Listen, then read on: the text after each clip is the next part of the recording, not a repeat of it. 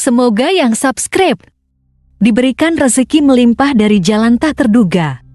Dan yang like komen, dimudahkan jalannya menuju surga di hari akhir nanti. Siapa yang tak mendengar nama Qorun? Qorun adalah seorang sosok kaya raya di zaman Nabi Musa, tapi namanya melegenda hingga sekarang. Kisahnya diabadikan dalam Al-Quran, bahkan menjadi peribahasa atau ungkapan di masyarakat guna menggambarkan seseorang yang mirip dengan tabiatnya atau menisbatkan harta yang ditemukan terpendam dalam tanah sebagai harta Qorun. Qorun adalah miliarder kaya raya yang hidup sejaman dengan Nabi Musa. Saking kaya rayanya, Qorun setiap kali keluar dari rumahnya, ia didampingi dengan 300 pelayan laki-laki dan 300 pelayan perempuan. Qorun juga dikawal oleh 4.000 pengawal yang diiringi 4.000 binatang ternak, ditambah 60 ekor unta yang khusus membawa kunci-kunci gudang penyimpanan harta kekayaannya itu. Itu dilakukan semata-mata sebagai bentuk kesombongan bahwa dialah manusia paling kaya, paling terhormat, dan memiliki pengikut setia. Ia merasa lebih mulia dibandingkan Nabi Musa alaihissalam. Orang-orang tentu saja akan penasaran seberapa banyak harta kekayaan Qorun jika pengawal dan pembawa kunci gudang kekayaannya sebanyak itu. Lalu berapakah harta yang dimiliki Qorun yang disimpan dalam gudang-gudangnya tersebut? Sebelum saya melanjutkan, dimohon untuk menonton video ini sampai selesai supaya tidak ada kesalahpahaman dalam memahami isi cerita, serta mohon bantu channel ini semakin berkembang dengan cara tekan subscribe dan silahkan tinggalkan like serta komen positifnya. Semoga dukungan pemirsa Risalah Kehidupan bernilai pahala dan menjadi wasilah dimudahkannya segala urusan pemirsa sekalian. Pemirsa Risalah Kehidupan, di zaman sekarang banyak orang yang mengistilahkan rezeki yang tak terduga dengan istilah harta Qorun. Lalu dari manakah sumber harta kekayaan Qorun yang sangat luar biasa itu? Serta di manakah Qorun dan hartanya ditenggelamkan? Siapakah Qorun dan bagaimana kisahnya dengan Nabi Musa? Qorun merupakan kaum Nabi Musa alaihissalam. Disebutkan oleh Ibnu Jurayj, nama lengkap Qorun adalah Qorun ibnu Yashar, ibnu Qahis, ibnu Lawi, ibnu Yakub. Ia merupakan putra paman atau sepupu Nabi Musa alaihissalam. Pasalnya, Nabi Musa alaihissalam sendiri adalah putra Imron, sedangkan Imron adalah putra Qahis. Dengan kata lain, Qorun masih satu kakek dengan Nabi Musa alaihissalam, yakni kakek Qahis. Ia adalah umat Nabi Musa yang taat. Tidak hanya memiliki banyak harta, Qorun juga termasuk orang yang cerdas dan berilmu. Ia menguasai ilmu duniawi dan ilmu ukhrawi, dan tercatat bahwa Qorun adalah ahli di bidang kimia. Dirinya tercatat sebagai ahli kitab Taurat setelah Nabi Musa. Kepandaian Qorun dalam ilmu agama membuat dirinya sering disebut dengan ilmu nawir atau orang yang memberi cahaya dan penerangan. Suaranya terkenal merdu dalam membaca kitab Taurat. Selain itu, Qorun juga lihai dalam berbisnis. Ia mengetahui trik investasi yang menguntungkan serta jalur perdagangan internasional yang strategis di zamannya.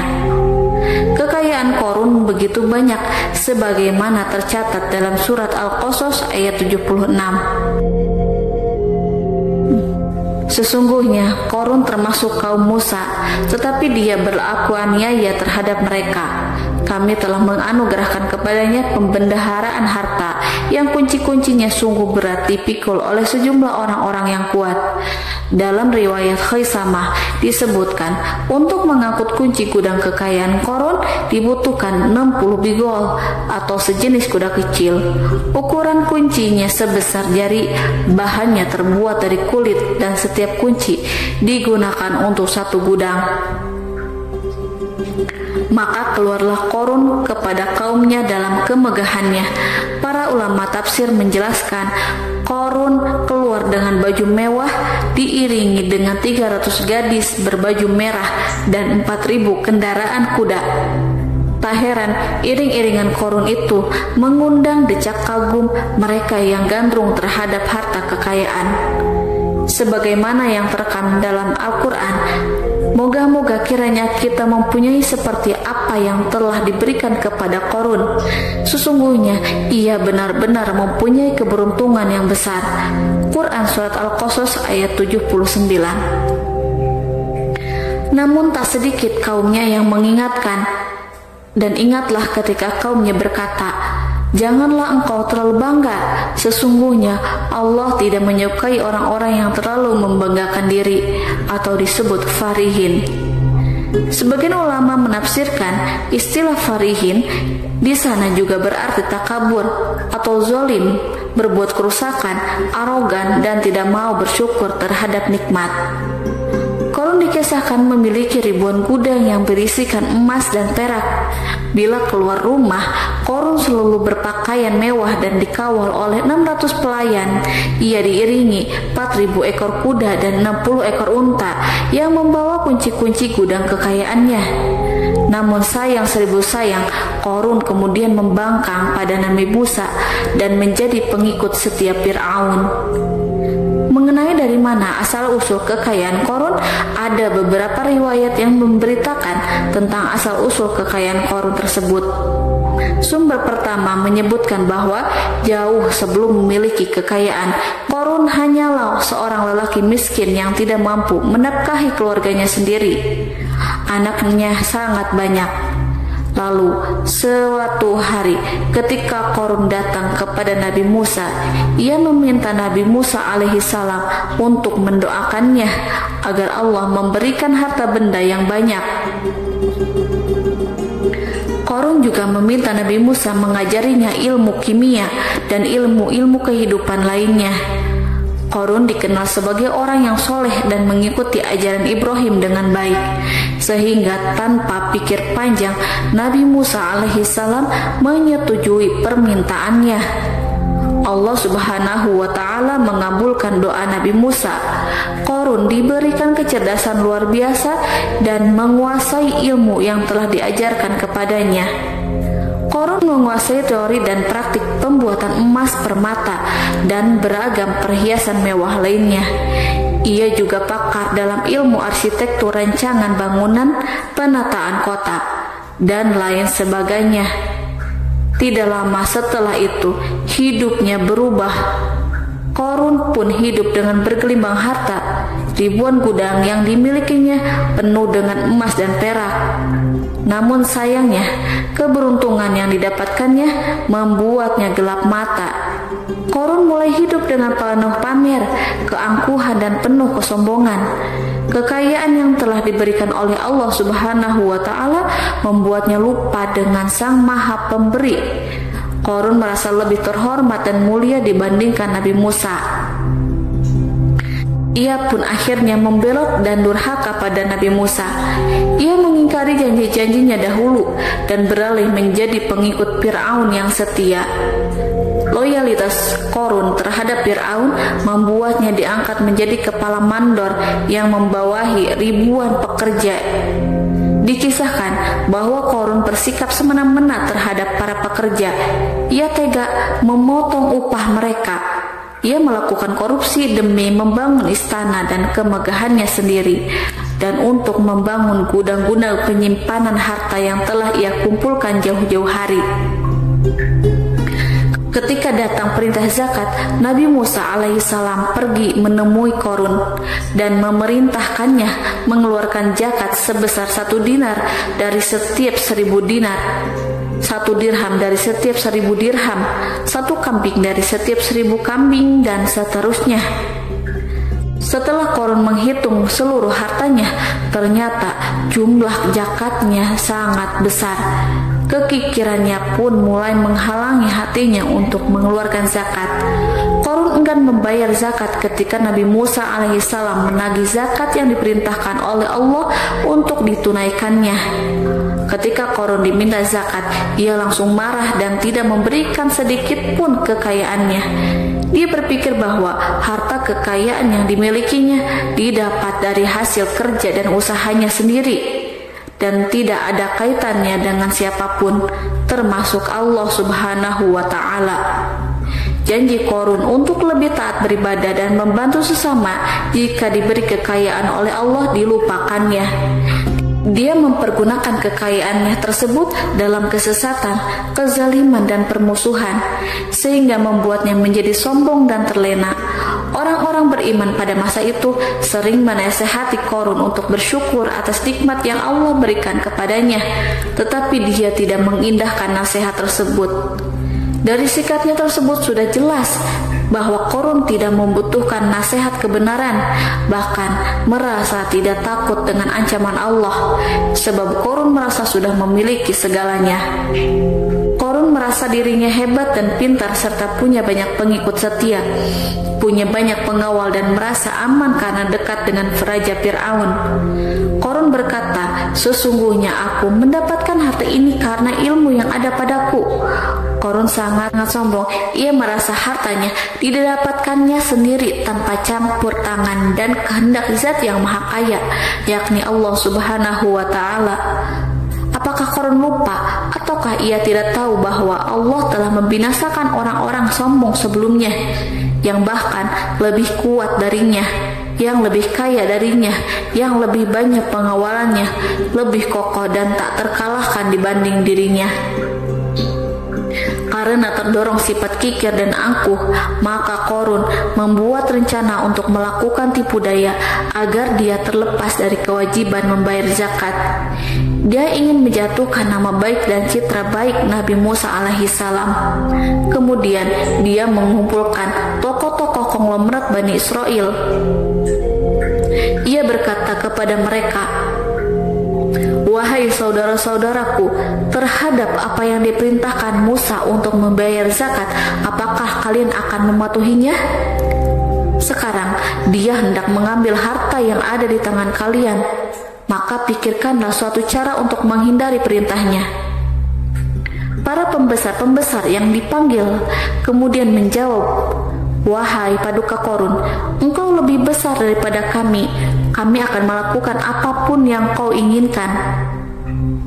Qorun pun berkata, "Datangkanlah kepadaku wanita cantik. Aku akan memberinya hadiah besar jika ia berhasil menggoda dan memfitnah Nabi Musa." Ketika wanita cantik yang diinginkan datang, Qorun memberikan kepadanya uang muka sebagai jaminan. Ia akan membayarkan seluruh yang dijanjikan ketika berhasil menjalankan misinya. Bukan hanya itu, Qorun pun berjanji akan menjadikan wanita ini sebagai istrinya. Dan keesokan harinya, Qorun mengumpulkan Bani Israel. Setelah itu, Qorun menghadap kepada Nabi Musa seraya berkata, "Orang-orang menanti kedatangan Anda, sampaikanlah saran dan nasihat kepada mereka." Nabi Musa kemudian keluar dari rumahnya. Ia mulai menyampaikan nasihat pada umatnya. Di antara nasihatnya, beliau berkata, "Barang siapa yang mencuri, aku akan memotong tangannya. Barang siapa yang memfitnah, aku akan mencambuknya sebanyak 70 kali. Barang siapa yang tidak mempunyai istri dan dia berbuat zina, maka aku akan mencambuknya sebanyak 70 kali. Adapun barang siapa yang memiliki istri dan dia berbuat zina, aku akan rajam dia sampai mati." Qorun kemudian berkata, "Apakah ini juga berlaku untuk Anda jika Anda sendiri yang berbuat zina? Apakah Anda akan menerima hukumannya?" Kemudian Nabi Musa menjawab, "Ya, meskipun saya sendiri yang melakukannya." Maka kemudian Qorun memanggil wanita yang telah dibayarnya. Wanita itu berdiri di depan Nabi Musa dan Bani Israel yang telah berkumpul. Dia mengaku sedang hamil karena telah berhubungan badan dengan Nabi Musa. Maka marahlah Nabi Musa atas fitnah kejam yang diarahkan kepadanya. Kemudian Nabi Musa melakukan sholat 2 rakaat, lalu mendatangi wanita itu dan menyumpahnya agar mengatakan siapa yang menyuruhnya. Wanita itu menjadi ketakutan. Ia gemetar di depan Nabi Musa dan dia mengaku bahwa yang menyuruhnya adalah Qorun. Lalu wanita itu bertaubat dan meminta maaf kepada Nabi Musa. Seketika Nabi Musa bersujud seraya berdoa kepada Allah untuk menimpakan azab kepada Qarun. Allah memberi wahyu kepada Nabi Musa bahwa bumi telah dijadikan tunduk kepada perintah Nabi Musa. Kemudian Nabi Musa berkata kepada bumi, "Wahai bumi, telanlah Qarun beserta kekayaannya, habiskanlah semua." Kala itu Allah menurunkan wahyu kepada Nabi Musa alaihissalam untuk memerintah bumi apapun yang diinginkannya. Begitu Nabi Musa alaihissalam datang dengan wajah sangat marah, barulah Qarun merajuk, "Wahai Musa, sayangilah aku." Sementara Nabi Musa alaihissalam tak bergeming. Beliau lantas berkata pada bumi, "Wahai bumi, ambillah mereka." Seketika rumah Qarun mulai bergetar. Qarun dan antek-anteknya mulai dibenamkan hingga bagian lututnya. Rumahnya ikut turun sedalam lutut. Qarun kembali merajuk, "Sayangilah aku Musa." Rumahnya kembali berguncang. Kini Qarun dan kawan-kawannya kembali terbenam hingga bagian pusar. Demikian pula rumahnya. Qarun terus merajuk, "Wahai Musa, sayangilah aku." Sementara Nabi Musa alaihissalam kembali meminta bumi, "Wahai bumi, ambillah mereka." Rumah Qarun berguncang lagi, sementara Qarun dan kawan-kawannya terus terbenam hingga bagian tenggorokannya.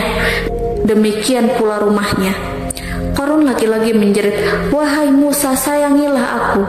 Namun Nabi Musa alaihissalam tak bergeming.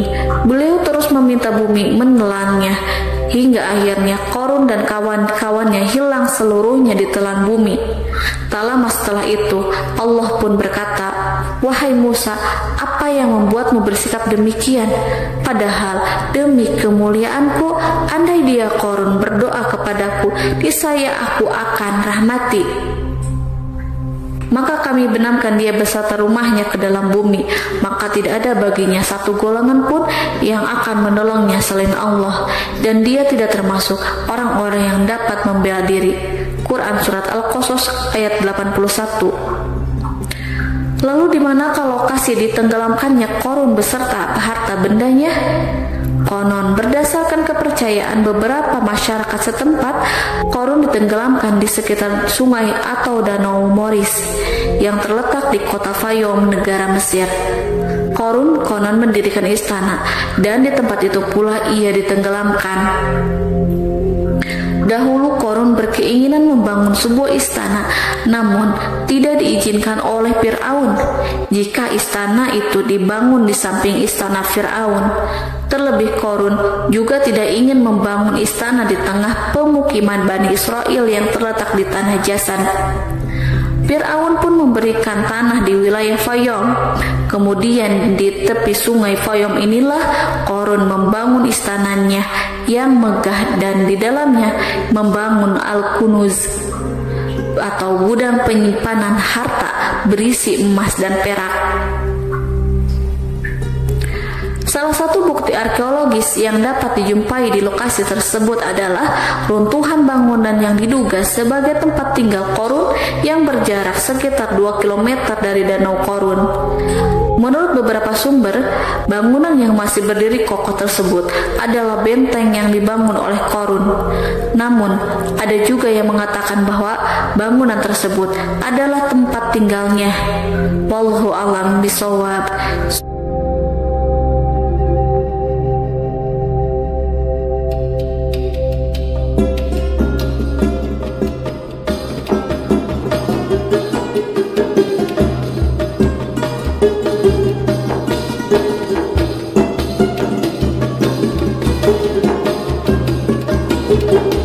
Thank you.